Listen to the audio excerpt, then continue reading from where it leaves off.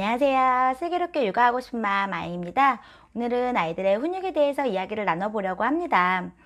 아이를 처음 낳았을 때는 아이를 먹이고 재우는 게 가장 큰 관심사인데 아이들이 이제 기어다니고 움직이고 하다 보면은 그 다음으로 가장 어려운 것이 바로 훈육이죠. 훈육을 하려고 하자니 좀 아이가 마음이 다칠까 걱정이 되고 또 훈육을 안 하자니 오냐오냐 키워서 버릇이 없어질까 봐 걱정이고 어떤 상황에서 어느 정도로 어떻게 훈육을 해야 할지 정말 어렵죠. 그래서 제가 그 답답함을 조금이라도 풀어드리고자 이렇게 훈육 영상을 준비했습니다. 이 영상에서는 훈육 본론에 들어가기에 앞서서 훈육과 뗄래야 뗄 수 없는 분노라는 감정에 대해서 좀 이야기를 해보려고 합니다. 훈육이란 것은 가르칠 훈, 기를 육, 글자 그대로 가르치면서 기른다는 얘기예요. 화를 내거나 아이를 혼을 내거나 야단치거나 그런 게 훈육이 아닙니다. 옳고 그른 행동을 차분하게 알려주는 것이 훈육이죠. 이 영상을 보고 계신 분들은 다들 이 정도는 아시죠? 근데 아직도 사람들을 만나다 보면 애들은 어릴 때부터 초장에 잡아야 한다. 아니면 뭐 애들은 맞아야 제대로 큰다라고 생각하시는 분들이 많이 계시더라고요. 그래도 이렇게 영상을 찾아보시는 분들이라면 아이들에게 적절하게 훈육을 하려고 노력을 하시는 분들이라고 생각을 하고 말씀을 드리겠습니다. 그렇게 생각을 하고 노력을 하고 있지만 그래도 훈육을 하다 보면 자꾸 화가 나고 큰 소리가 나게 되죠. 처음부터 우리가 그렇게 화를 낸 건 아닙니다. 예. 내가 좋게 차분하게 얘기를 했을 때 아이가 네 알았어요. 그럼 안 그럴게요 하고 그 행동을 안 한다면 우리가 이렇게까지 화를 내고 큰 소리를 치지 않겠죠. 저 정말 우아하게 육아하고 싶었거든요. 근데 현실에선 정말 그게 잘 안 되더라고요. 생각해보면 저도 감정이 있는 사람이니까 어쩌면 당연한 것 같다고 생각이 들어요. 아이한테 올바른 행동을 알려주고 아이는 하겠다는 거를 제지하는 과정에서 여러 감정이 많이 생길 수밖에 없잖아요. 그래서 오히려 아이에게 화를 한 번도 내지 않은 부모가 더 부자연스러운 거 아닐까 하는 생각도 해봅니다. 그래서 우리가 화를 내고 아이에게 이렇게 훈육하는 과정에서 되게 많이 지치고 많은 감정들이 올라오는 거는 자연스러운 과정이지만 그래도 분명히 지나치거나 너무 빈번한 화는 문제가 됩니다. 그렇기 때문에 우리가 늘 자기 점검을 해볼 필요가 있어요. 나의 감정에 대해서 잘 알아야 그걸 잘 다스릴 수가 있으니까요. 우리가 느끼는 모든 감정은 다 자연스럽고 생존에 필요한 것들이에요. 하지만 그것들을 우리가 잘 조절해 나가면서 데리고 살아가야겠죠. 그래서 저는 아이에게 전혀 화를 안 내려고 노력하는 것보다 이 나의 감정을 어떻게 잘 다스릴까, 그런 부분을 더 중요한 것 같아요. 아이에게도 엄마가 화를 안 내는 비현실적 모습보다는 화가 나는데 그것들을 잘 다스리고 또 화를 냈을 때는 아이에게 바로 사과도 하고 조절해 나가려고 노력하는 모습들이 훨씬 더 좋은 모습이라고 생각이 듭니다. 그렇다면 내 화가 너무 지나치다라고 느낄 때는 어떤 걸 생각해 봐야 할까요? 첫 번째로는 내가 특히 화가 나는 그 시기가 있어요. 요즘 따라 왜 이렇게 짜증이 나지? 화가 많이 나지 요즘에? 이럴 때는 내가 요즘 뭔가 피곤한가? 아니면 너무 뭔가 스트레스 받는 일이 있나? 혹은 여자들은 이제 생리전 증후군을 겪는 경우도 많거든요. 그래서 혹시 그런 시기인가? 라는 것들을 생각을 해봐야겠죠. 사람은 너무 피곤하고 잠을 잘 못 자고 스트레스가 있는 상황에서는 자신의 감정을 잘 조절하기가 힘들어요, 누구나.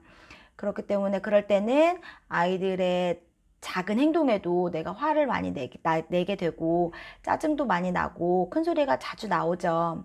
그래서 그럴 때는 내가 지금 이런 상황이어서 그렇구나 라는 것을 생각해 볼 필요가 있어요. 제가 좋은 엄마 영상 편에서도 말씀을 드렸듯이 엄마들이 자신의 컨디션을 관리하는 게 정말 중요한 것 같아요. 내가 건강하고 마음도 편안해야 분명히 아이에게도 좋은 영향이 갈 수밖에 없거든요. 그렇기 때문에 내가 잘 쉬고 물론 그러기 힘들지만 좋은 그런 마음 상태를 유지하려고 많은 부분을 애를 쓰는 것이 중요하다고 생각이 듭니다.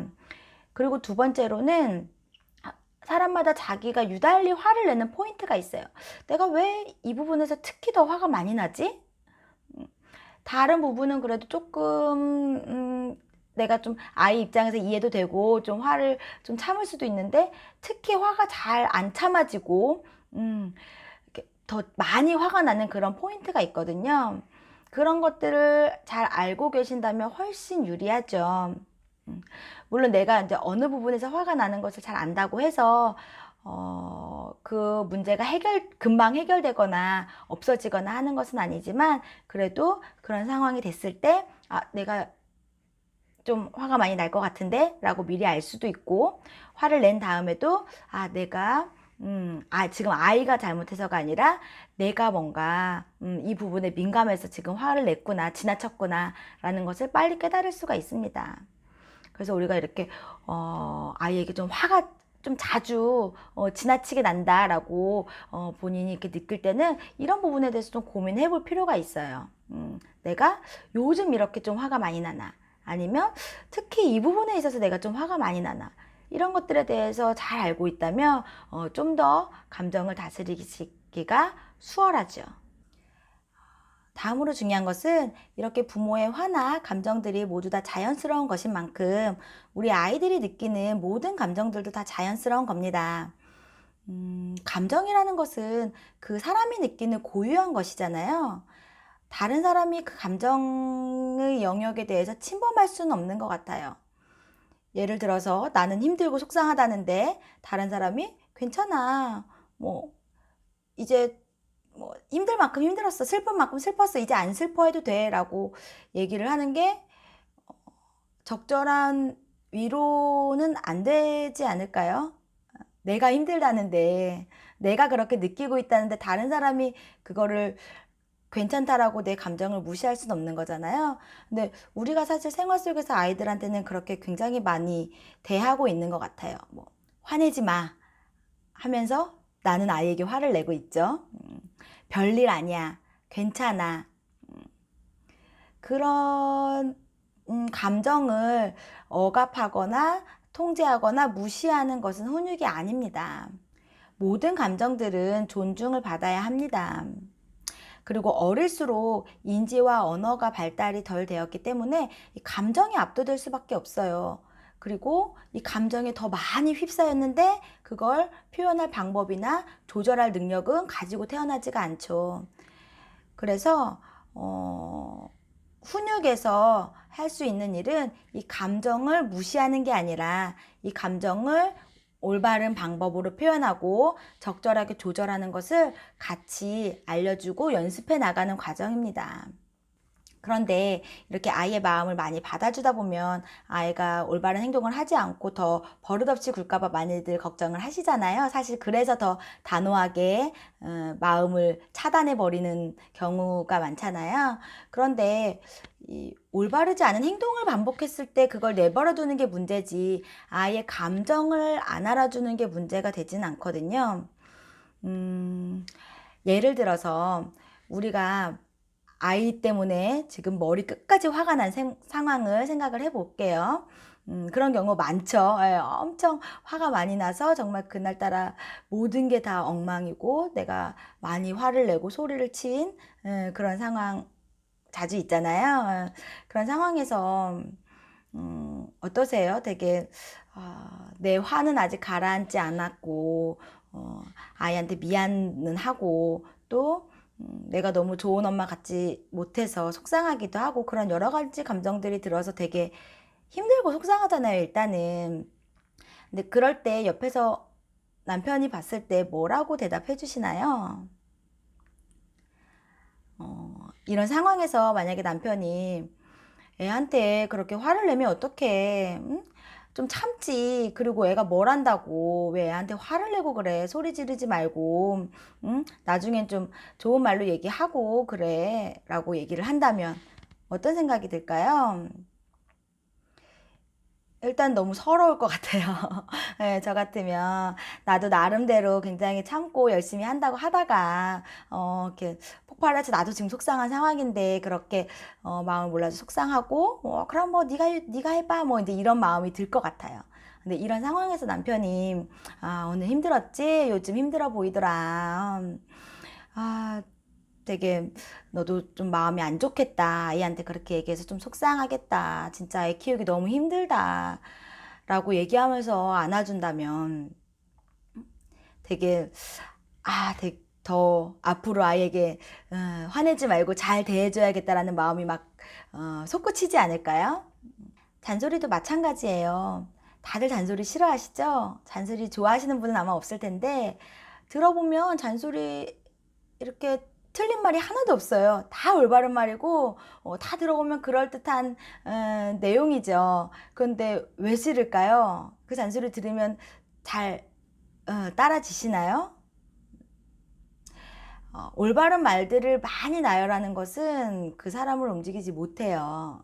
그래서 훈육에서도 그걸 많이 기억해 두시고 마음이랑 행동을 구분만 해주시면 훈육에서 반은 성공한 거라고 생각하거든요. 그러니까 마음은 충분히 인정은 해주시고 행동은 올바른 행동, 올바르지 않은 행동을 알려줘야 한다라는 것이 훈육의 핵심입니다.